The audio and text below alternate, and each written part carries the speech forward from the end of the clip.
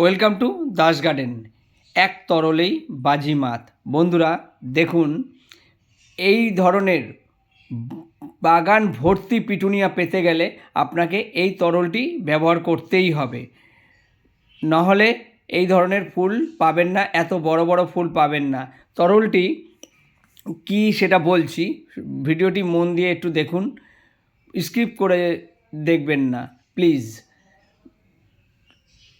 সর্ষের খোল পচা, সর্ষের খোলকে 250 গ্রাম পরিমাণে সর্ষের খোলকে আপনি 1 লিটার জলে ভিজান।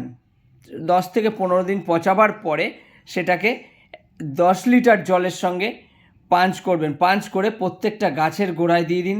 এই ধরনের বড় বড় ফুল আর অতিরিক্ত পরিমাণে ফুল কিন্তু আপনারাও পাবেন।